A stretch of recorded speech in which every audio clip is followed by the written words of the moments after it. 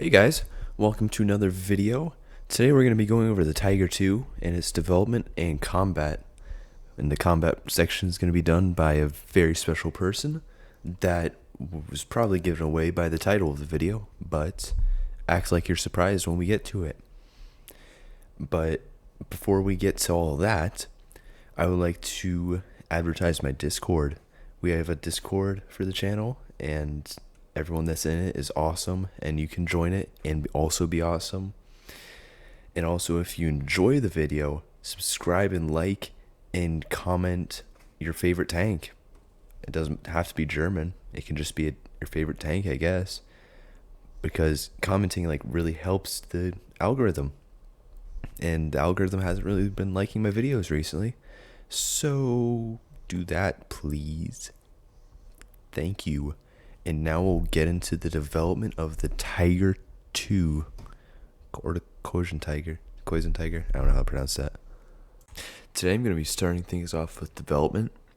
Just after the Tiger 1 got to the Eastern Front, a new tank design was ordered by the Army, with the objective being to design a tank that could pair the 8.8 centimeter KWK-71, which is referred to as by most people as a long 88, and pair that with heavy armor. This all accumulated in the prototype tank VK4502P2. I think I got that right. Yes, it's right. Okay.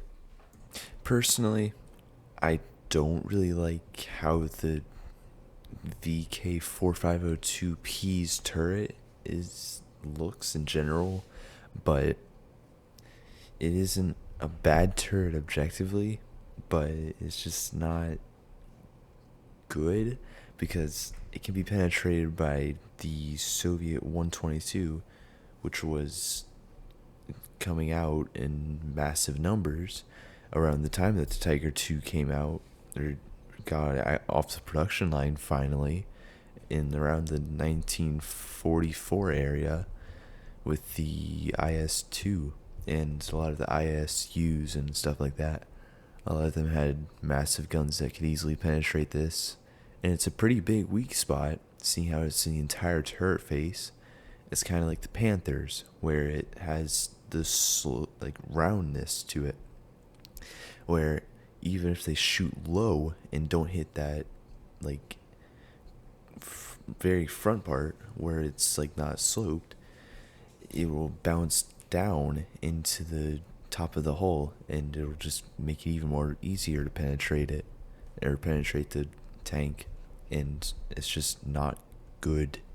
Another thing about these prototype turrets is that there was 50 of these made and put on Tiger 2s, so that is what it's referred to as in some games as the Tiger 2P, like in War Thunder, or I think World of Tanks has one. I would guess they do, but I don't really play World of Tanks. But yeah, there will be footage of the Tiger 2P, is what I'll refer to it as, later in the video.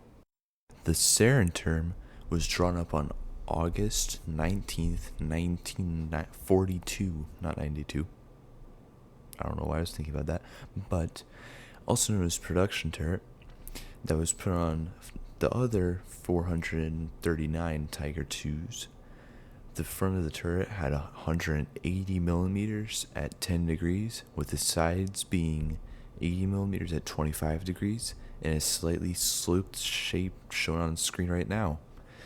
The Tiger's hull design stayed relatively unchanged throughout development, with a V12 Maybach HL230 P30 petrol engine, only making 690 horsepower. Nice. For a 68-ton vehicle, honestly, it's pretty pathetic. It should have, honestly, at the least 1,000 horsepower, you know. This led to a lot of the Tiger 2's casualties, and this also paired with Germany at this point running out of fuel for their large fuel hungry tanks, led to these behemoths' deaths for the most part. But their performance will be elaborated on in the next section by Mr. Eta320, someone that I personally look up to. And I just wanted to say thank you again for being in this video. And without further ado, here he is. Greetings. I, the funny tank man, greets you. Indeed, IS2 has asked me to make a guest appearance on this video. Now, to be quite honest with you, I'm a little out of my element here. I've been rather vocal in the past about my dislike for late war heavy and super heavy tanks, especially German ones, and I have been asked specifically to discuss the combat performance of this particular vehicle when I typically enjoy more talking about developmental history. However, I am not one to shy away from a challenge, and I will certainly give this my very best shot. Now, there are two main things to consider with this. Number one, German heavy tank doctrine focused specifically on killing other tanks, both offensively and defensively, and thus they were mostly analyzed in this specific role. Unlike, say, a T-34 or a Sherman, which could be measured on how many trucks it destroyed, how many machine gun emplacements it dealt with, or how many times the thing just did a damn good job hosing down infantry, it seems like none of this was considered very important to the Tiger II's performance. Secondly, there are a lot of ways to define whether a tank performed good or badly. Kill-death ratio, how well it performed at its designated tasks, or how useful the people using it genuinely found it, and did it actually contribute something to the overall effort? Obviously, some of these metrics are a little bit difficult to quantify. Military History Visualized took a very good crack at sorting out the numbers of the Tiger's kill-death ratio per battalions that they were assigned to. The numbers do come out quite in favor of the Tiger, with an estimated 11.5 tanks killed per Tiger lost, not counting factors of being lost due to something other than being shot at, such as mechanical or logistical failures. If you account for those, then the ratio drops down to 5.25 tanks killed per Tiger lost. Still, a 5-to-1 KD ratio is pretty good by War Thunder standards, and he still attributes around 8,100 enemy tanks killed by Tigers. But the data is also a little bit muddled, as it takes into account both Tiger 1s and Tiger 2s, which you'll find is not uncommon. One source I managed to find does bother to make the distinction, and offers quite a detailed report on Tiger losses from the time it was introduced in 1942 all the way to the end of the war in 45. It attributes a total of 159 Tiger II tanks lost to combat, with most apparently being lost into some kind of generic combat category on this list, and the second most being attributed specifically to being killed by enemy tanks, and interestingly, next to none being lost to enemy aircraft. Now, when we come to non-combat losses, the figures show about what we would expect. 211 Tiger IIs lost to non-combat operations, most of which being immobilized, abandoned, or mechanical failures, and subsequently being unrecoverable, either due to just the amount of damage sustained, the tank being broken down too far behind enemy lines, or the tank just being too heavy and bulky to be recoverable. And I do think it's interesting that only 3% of Tiger losses are attributed to running out of fuel, and 110 Tiger IIs were lost attributed to unknown or miscellaneous causes, such as being destroyed by the crew after being abandoned, or just by simply unknown causes. Also, quite funny to note that 11 Tiger I tanks were attributed lost due to friendly fire.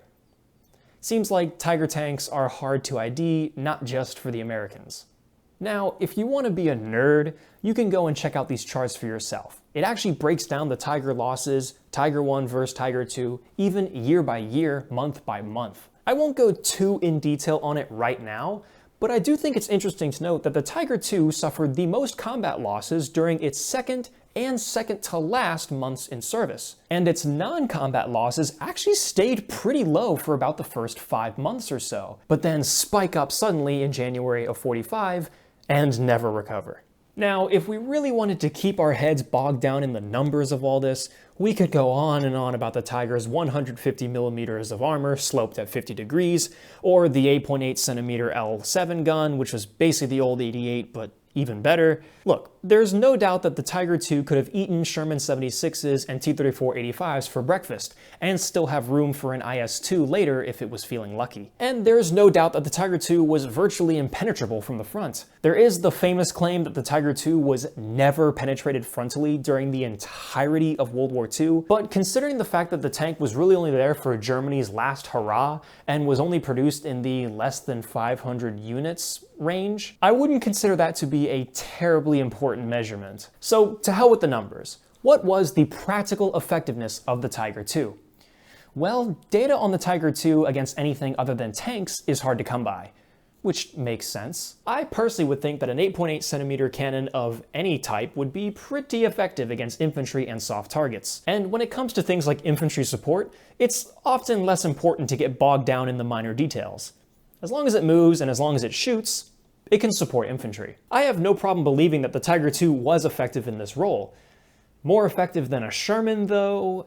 Now you start to lose me. The main crux here is that the Tiger II was simply not designed for the task. Yes, I just said that it was probably good at it, but any tank can theoretically be used for any purpose, and could be good at that purpose every now and then. The point is that the Tiger II was a continuation of offensive breakthrough anti-tank doctrine that was simply not the situation the Germans found themselves in by 1944. The Germans are not on the offensive anymore, so the only thing a big, heavy tank is going to be used for is in the defense. And to be fair, the Tiger II did perform well in these roles, against other tanks. But with so few built, and the economic and strategic situation the Germans find themselves in at this point in the war, no amount of insane god-tier kill-death ratio is going to bring the war back for them. The troops did like them, however. With its overlapped, not interleaved, road wheel suspension design, maintenance wasn't that much of a nightmare, and its engine wasn't terribly underpowered.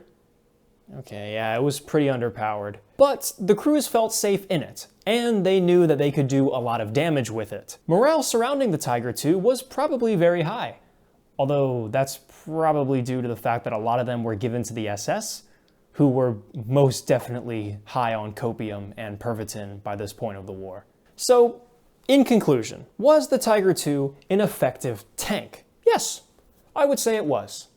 It was good at killing other tanks, and it was tough to kill, just as Hitler wanted. Was it an effective tool for the German army? Probably not. It was designed for the wrong purposes and suffered a multitude of mechanical and logistical disadvantages, and the materials probably would have been just as well spent on other things. But was it a valiant effort that ultimately slowed down Germany's collapse, if by only a couple of weeks?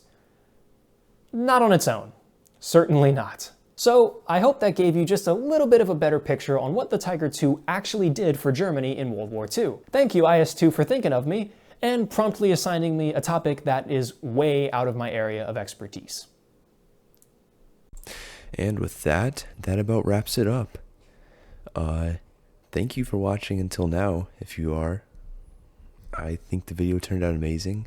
Once again, thank you for Eta320 for featuring himself on this video, and if you enjoyed the video, subscribe. And next up we have, I don't know what's next in the Panzer series. I think this might be it, but if it is, I'll make a conclusion video for everything. And once again, thanks for watching.